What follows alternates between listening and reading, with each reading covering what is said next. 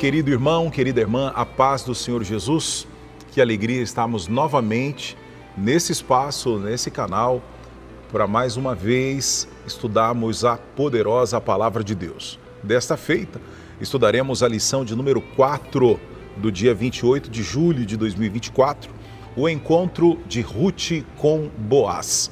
O textuário da lição de hoje: o Senhor galardoe o teu feito, e seja cumprido o teu galardão do Senhor, o Deus de Israel, sob cujas asas te vieste a abrigar. Ruth, capítulo 2 e versículo 12.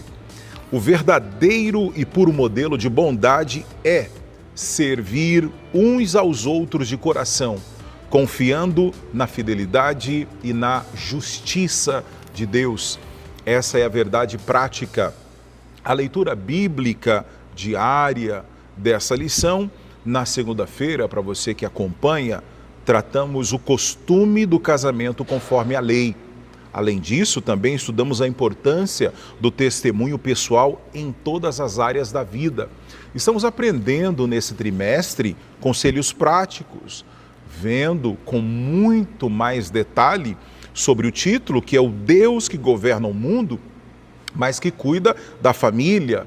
São ensinamentos que trazem por base o livro de Ruth, também o livro de Esther, mas muito direcionada para a nossa geração, para os dias em que estamos atravessando. Então espero que realmente tenhamos esse crescimento, como já estamos tendo, aprendendo com a palavra de Deus. E assim, o mais importante é que possamos praticar tudo isso que a palavra de Deus nos ensina. Também estudamos sobre Jesus, o homem puro que interagia com todos. Jesus é o maior exemplo dessa interação e, consequentemente, da integração ou reintegração do homem, porque Jesus restaura, Jesus transforma, mas ele constrange com o seu amor, com a sua ação, com a palavra.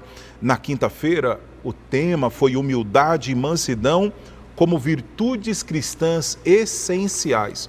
Já parou para pensar como que atualmente estamos atravessando dias onde as pessoas andam impacientes, as pessoas andam sem essa virtude da mansidão, sem a virtude da humildade.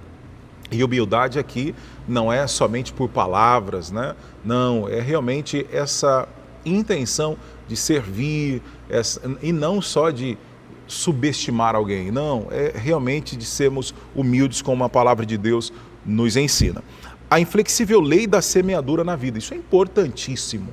A gente já sabe, nós podemos escolher a semente, mas não podemos escolher, depois de lançada essa semente, escolher o que vamos colher. Então, muita atenção com relação a isso. E, por último, quando a esperança brota em meio às tormentas da vida. A lição de hoje, então, o encontro de Ruth com Boaz. Vamos estudar a proposta de Noemi, é o primeiro tópico. Depois, abordar a convicção amorosa de Ruth em relação à sua sogra. E o terceiro tópico, refletir a respeito da lei da semeadura na colheita de Ruth. Então vamos estudar algo importante, porque Boaz, que aparece aqui no capítulo 2, ele era esse homem muito bem sucedido, um homem próspero, um homem que tinha respeito, boa reputação, um homem admirável. E essa característica de respeitador, de cortês, fez com que ele também demonstrasse, né, o que ele já era em relação a Ruth. Ele era um homem respeitador, um homem que sabia o seu lugar, que defendia ali valores, princípios. Isso é importantíssimo. Mas o que é muito interessante na lição de hoje é que nós vamos observar o cuidado de Deus em todo esse processo. Nós vamos observar o zelo de Deus que age, de fato, para solucionar um problema familiar. É por essa razão que é importantíssima a escola bíblica dominical, para sermos fortalecidos, para sermos orientados e para todo dia nós lembrarmos que há esse processo de validação da salvação, né, que é revelado em Jesus Cristo, o nosso Salvador, mas que cabe a nós então cumprirmos, zelarmos de tudo aquilo que Deus já fez, já conquistou por nós através do seu Filho amado Jesus lá na cruz do Calvário, quando se entregou por mim e por você. Então nós vamos acompanhar esses e outros assuntos agora na companhia do nosso amigo, o pastor Diego Fonseca. É contigo, pastor Diego. Como diz a introdução, se na lição anterior falávamos sobre as relações entre sogra e nora, Noemi e Ruth, respectivamente, essa evidencia o remidor, a figura de Boaz e o seu relacionamento com Ruth. A propósito, esse é o tema do primeiro tópico, Boaz, o remidor. Mas quem era Boaz? Bem, de uma maneira muito ligeira e sucinta, o primeiro elemento que nós temos por vias do pastor Silas Queiroz é que se tratava de um homem próspero. A propósito, Boaz, como diz o texto, era da geração de Elimeleque. A tradição rabínica, como diz o item 2, destaca que possivelmente fosse um sobrinho, né? Ou, enfim, um parente próximo à figura de Elimeleque. Boaz era um sujeito valente, poderoso. A sua valentia se dava no sentido da sua integridade, e poderoso porque era um sujeito muito bem estabelecido, resolvido e de influência econômica, um produtor rural de plantações de cevada e trigo e muitos trabalhadores ao seu serviço. Num segundo momento, o pastor Silas Queiroz fala sobre duas expressões, o Goel e o Levir. Essas duas expressões, conforme vemos no decorrer da nossa lição, e os senhores podem se deparar com elas, elas precisam ser entendidas dentro de um contexto, a fim de que não geremos pretexto. Comumente, segundo a tradição, como a própria Bíblia registra esse fato, como se tratava de um parente próximo e agora Ruth estava viúva e a sua sogra de igual forma, uma das pessoas possíveis para exercer o Goel, como alguns preferem assim se pronunciar, era se tornar o resgatador da terra que o falecido havia vendido. Então, por obrigação ou por estabelecimento levítico, ou, nesse caso, estabelecido nas leis citadas em textos do Pentateuco, por exemplo, caía sob a responsabilidade, portanto, agora de Boaz, embora ele não fosse a primeira opção de remidor, havia, conforme diz o capítulo 3, verso 12, uma outra figura que deveria exercer esse papel, se ela abdicasse, obviamente, que aí sim Boaz teria essa oportunidade, ele teria então condições de adquirir novamente a terra que então foi de Elimeleque. Uma outra condição, uma vez que isso era uma das prescrições distintas contidas na lei de Moisés, e a do resgatador previa que quando o israelita ficasse pobre, precisasse vender suas terras, seu parente mais próximo tinha o dever de comprá-las e voltar a restituir-lhe. Se o hebreu fosse comprado como escravo por um estrangeiro, um parente tinha o dever de resgatá-lo. Essa era a lei, conforme diz o capítulo 25, versículos 25 a 28, 47 a 59 do livro de Levítico. Quanto à lei do levirato, e aí vem a expressão, a questão do que se previa ao irmão do cunhado, o levir, era necessário que esse se casasse com a viúva e suscitasse a descendência ao falecido, que no caso não fora constituída. Tudo indica que essa prática, conforme registra o texto, foi ampliada seguindo uma ordem de parentesco mais abrangente, semelhante à do resgatador. No caso de Boaz, como disse há pouco, havia, conforme diz o capítulo 3, verso 12 do livro de Ruth, uma primeira opção. Mas, ainda assim, por um trabalhar de Deus, fora muito possível que a primeira opção abdicasse e Boaz assumisse o território e tornasse Ruth a sua esposa. A propósito, é desse relacionamento que nasceria Obed, que seria o pai de Jessé, que seria o pai de Davi, o maior rei que houvera em Israel, em especial naquele período. Com relação a temor e respeito, há uma lição bastante relevante aqui. A saudação de Boaz a seus empregados revela que ele temia Deus. Ele invoca Jeová e se dirige aos seus segadores, pedindo que o Senhor os abençoe, e recebe amistosamente, de uma maneira recíproca, o mesmo tipo de tratamento. Isto é, os funcionários, os colaboradores, os segadores olhavam para o patrão e diziam de igual forma: o Senhor te abençoe. Uma relação extremamente amistosa e piedosa. Cada um ciente das suas responsabilidades, o patrão daquelas que lhe compete, os empregados também, mas ainda assim tornavam, cada qual exercendo o seu papel, uma relação extremamente leve, amistosa e piedosa. Pastor Silas deixa uma lição. Ele diz: patrões e empregados devem se tratar com mútua consideração, reconhecendo a posição e o papel próprios de cada um na relação de trabalho. A gente não pode inverter as coisas, inverter os papéis. Eu preciso saber qual é o meu tamanho, preciso saber quais as decisões que me cabem, preciso saber até onde é o meu limite e o limite do outro. Tá? Não posso utilizar o cargo que o Senhor confiou em minhas mãos, seja no quesito profissional ou no quesito eclesiástico, e fazer disso um ambiente empresarial no qual eu me torne um chefe e não um líder que trabalhe por influência, mas trabalho por mandatários, né? Eu não mando, eu peço, ou eu não peço, eu mando. Eu preciso reler qual tem sido o meu comportamento, seja enquanto empregado, seja enquanto patrão. Não sei qual é a sua profissão, se você é um profissional liberal, autônomo, ou se você trabalha em uma empresa, enfim. Muito possivelmente, se você responde a alguém, responda de maneira piedosa, de uma maneira amorosa e respeitosa. E se o Senhor comanda, lidera, gere algum tipo de instituição, o faça de uma maneira piedosa, generosa e amorosa. Vamos prosseguindo então agora com o nosso segundo tópico, o carinho de Boaz para com Ruth. Olha que coisa linda, a pureza não exclui a ternura.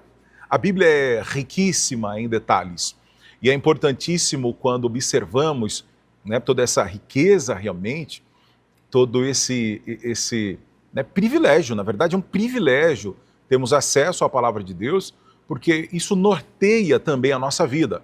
Vamos a esse exemplo. Logo que chegou ao campo, Boaz, ele percebeu que tinha alguém diferente. Ele notou a presença dessa moça, que era uma moça realmente muito diferente. Ela tinha um aspecto realmente que chamava atenção em relação a todas as outras pessoas, todos aqueles que respigavam. Informado de que essa moça diferente era Ruth, ele vai até ela, mas ele a aborda de forma respeitosa, carinhosa, a ponto de chamá-la de filha, e deu liberdade para continuar catando espigas na sua plantação, e também lhe assegurou de que seria tratada sempre com o devido respeito. Está no texto: não dei ordem aos moços que te não toquem. Então, a gente já percebe essa admiração, esse respeito, esse carinho, e Boaz se preocupa com a segurança de Ruth. Tanto assédio moral como assédio sexual, que é tão tratado, tão falado nos dias atuais.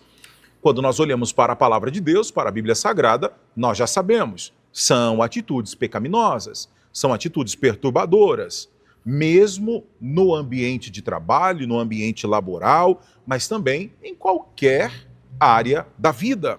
Boaz sempre foi um cavalheiro.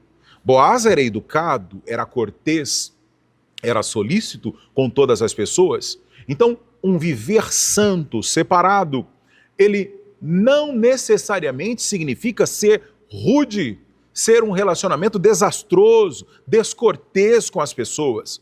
Porque Jesus, o mais puro dos homens, convivia indistintivamente bem com todas as pessoas. O que chama a atenção é que nós vivemos em um cenário onde algumas pessoas julgam que para conviver ela precisa ser áspera, muito rude, desagradável. Esse não é o evangelho que pregamos.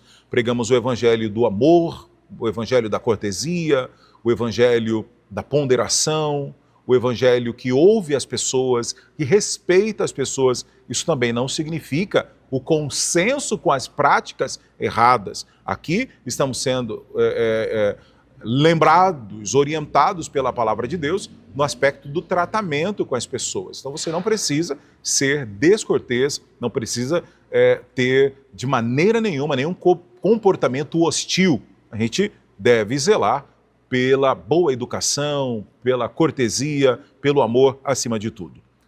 Em toda essa situação, como ele sempre tem o controle de todas as coisas, o próprio Deus permanecia em ação. Deus estava agindo, porque a atitude de Boaz surpreende Ruth.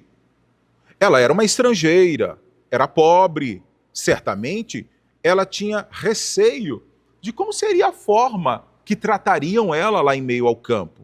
Mas agia com educação, de forma discreta, mas mesmo assim, ela ficou impressionada com o gesto de Boaz. Ela inclinou-se ao chão e, de forma humilde, reconheceu ser indigna do tratamento que estava recebendo. Havia uma motivação especial na conduta de Boaz. É que ele já conhecia a bela história de Ruth. Um bom testemunho sempre nos abre boas ou muitas portas. Eu ando pensando que toda vez que somos orientados pela palavra de Deus a cumprir todos os preceitos que a Bíblia nos recomenda, toda vez que praticamos isso com amor, com seriedade, com compromisso, o maior beneficiado de tudo isso é o próprio indivíduo, somos nós mesmos. Então, quando zelamos pelo nosso testemunho, pela nossa conduta, quando investimos o nosso compromisso e relacionamento eficiente com Deus, é natural que as coisas boas, elas aconteçam, que as bênçãos nos persigam. De fato, abre portas, porque Ruth não era uma moça que estava envolvida em contendas, não estava envolvida em escândalos, não estava envolvida em situações que traria desgaste, tristeza, mal-estar. Muito pelo contrário, ela sempre cumpria o seu papel com humildade, com respeito e sempre disposta a demonstrar quem realmente ela era. Sem nenhuma maquiagem, sem nenhuma hipocrisia, mas sempre com um compromisso verdadeiro. Agora, o item 3, sensível e espiritual. Boaz conciliava firmeza moral e sensibilidade, mas também ternura e espiritualidade. O versículo-chave do livro é uma declaração feita por ele à própria Ruth, e Boaz tinha uma profunda compreensão espiritual.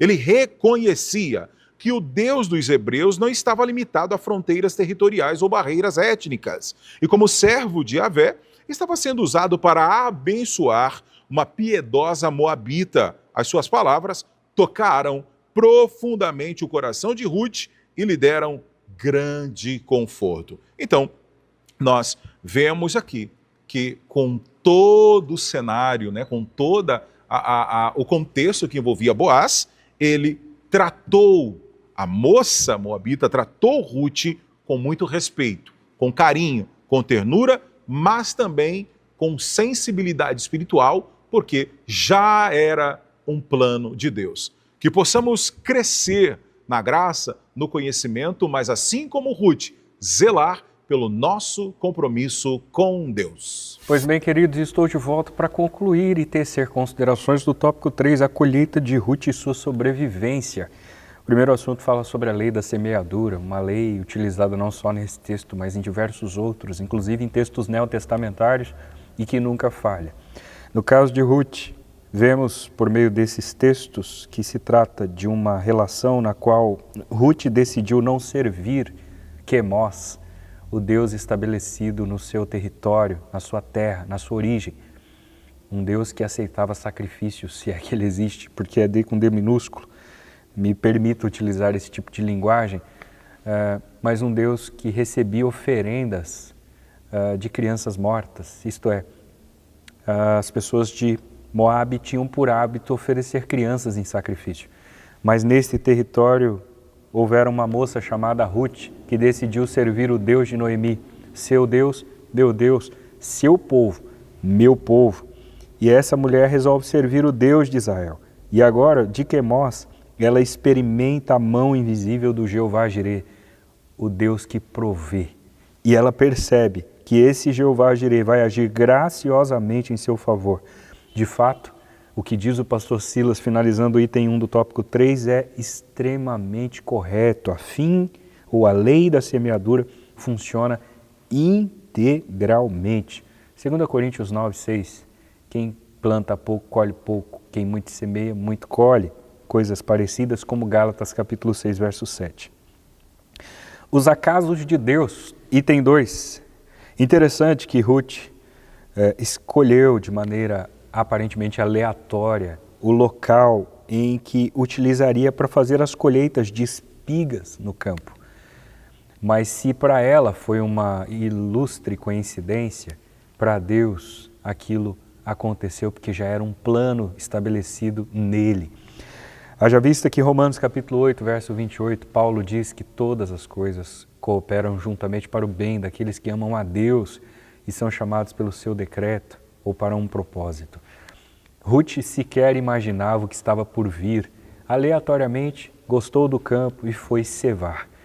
Mas Deus já tinha um plano pré-estabelecido, plano esse que quando Noemi soube, não escondeu sua alegria e exultação, porque em seu coração havia uma esperança de que ali pudesse iniciar um resgate. O item 3, o resultado da colheita, diz o pastor Silas Queiroz, que alguns frutos de nossas ações são colhidos de imediato, outros levam mais tempo para aparecer e é assim mesmo que acontece. Muito possivelmente o senhor, a senhora, moço que nos assiste, já colheram frutos preciosos, que aconteceram até em tempo de curto prazo, muito rápido. Outros, talvez você vem plantando há décadas, há anos, e ainda não viu os frutos serem colhidos. Mas aguarde, porque, como diz Eclesiastes capítulo 3, tudo tem o seu tempo determinado. Olha só, essa mulher trabalhou arduamente durante toda a estação. Entre março e abril colheu cevada, entre abril e junho trigo. Concluindo o trabalho, ficou com a sogra. Uma colheita ainda maior seria feita por ela em tempo oportuno. Nosso Deus trabalha, conforme diz Isaías 64 e verso 4, Isaías 64 e 4. Nosso Deus trabalha por aqueles que nele esperam. Espere em Deus, trabalhe. Espere em Deus, mas trabalhe. Porque desde a antiguidade não se ouviu, sequer com ouvidos percebeu, nem mesmo com olhos se viu um Deus além desse Deus. É o Jeová Jireh, que provê e que trabalha por aquele que nele espera. Fica a lição de Ruth para mim, fica a lição de Ruth para você. Trabalhemos sem esperar nada em troca. Porque, por certo, aquilo que o senhor faz, a senhora faz, o moço, moça fazem, o Deus da recompensa há de recompensá-los em tempo oportuno. Concluindo a lição de hoje, a atitude de fé dessa moça exemplar chamada Ruth estava sendo recompensada. É assim que ocorre no reino de Deus. Quando agradamos a Deus, quando temos fé, mas quando também zelamos por essa comunhão, Deus sempre nos abençoa. Ocorre que aqui aprendemos que a prontidão de Ruth em cuidar da sua sogra, em zelar por esse compromisso, levou a encontrar conforto, levou Ruth a encontrar proteção naquele que seria o resgatador, o remidor de toda a família e que a incluiria na genealogia do Redentor da humanidade. O Deus de Ruth, ele é o nosso mesmo Deus. Os tempos passam, as gerações passam, mas o Deus a qual servimos permanece o mesmo. Ele continua agindo sempre em favor de todos aqueles que decidem se abrigar debaixo das suas poderosas asas. Ele continua à disposição para nos abençoar. Agora, qual é o meu e o teu dever? Sempre, sempre mesmo, confiar no Senhor e viver fazendo aquilo que agrada ao nosso Deus. Essa é uma estratégia infalível de alcançar a misericórdia e de alcançar o favor do Senhor. A minha oração é que as bênçãos de Deus que enriquecem e não acrescentam dores permaneçam na sua vida. A partir do momento que todos nós decidimos no nosso coração cumprir com a palavra de Deus, viver a palavra de Deus. Por isso, estamos chegando ao final de mais uma lição. Eu quero agradecer a sua atenção, agradecer a sua gentileza e, permitindo o nosso Deus, estaremos de volta aqui para o nosso próximo conteúdo. Fique na paz do Senhor Jesus.